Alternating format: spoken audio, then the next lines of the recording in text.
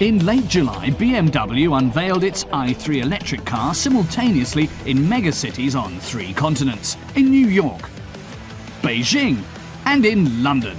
The right places for a car previously known as the megacity vehicle. London city traffic averages some 10 million people a day. Now BMW says its i3 has ushered in a new era of individual electromobility.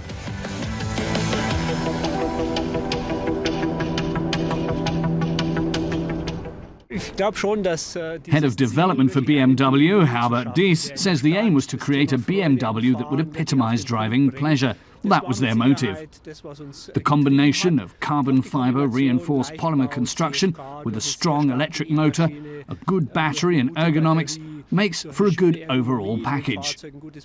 He says that pretty much sums it up. The developers also made sure the i3 had a unique appearance. They designed a body worthy of an electric car that would meet the demands of the drive system and batteries.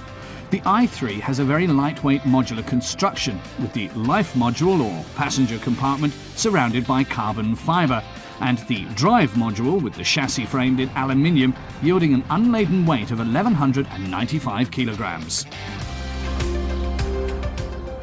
Herbert Diess explains that BMW thought it was important to compensate for the weight the battery adds. Many electric cars now on the road feel sluggish, which subtracts from the driving pleasure. This gives extreme lightweight construction an added imperative on electric cars, and less weight also allows them to make the battery smaller. So making the car lighter is more important for an electric than a conventional vehicle. The i3's high manoeuvrability comes in very useful for city driving, and it ranges up to 190 kilometres on a single charge. The i3's electric motor puts out 125 kilowatts of power and a maximum torque of 250 newton meters. It'll be appearing in European showrooms in November and in American, Japanese and Chinese dealerships next year. In Germany, it starts at €34,950. Frank Mertens was among the first automotive journalists to test drive the electric megacity car from Bavaria. He says this electric car feels very, very good. Accelerating brings it to maximum torque immediately, as he's experienced with other electric vehicles. Being out and about in BMW's new i3 makes for a very good feeling. Its quick handling takes some getting used to. As soon as the driver lets off the accelerator, the regenerative braking kicks in, so the driver rarely has to change pedals. Frank Mertens confirms that he hardly even has to hit the brakes at all in this car. It's enough to let off the accelerator to bring the car to a full stop. As soon as you lift your foot, the regenerative braking starts and slows the car down, so you can almost drive the car without ever using the brake pedal. It takes a bit of practice, but once you've gotten used to it, it's actually quite pleasant.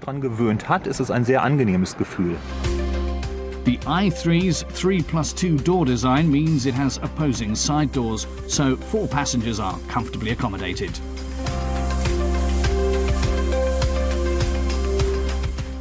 A lever on the steering wheel is used to select transmission modes. The environmental aspirations extend to the choice of materials such as the renewables wood and wool. Herbert Diess says the i3 is a car for the urban environment, for driving to work and back. He has no doubt we'll be seeing it in the suburbs often as a second car.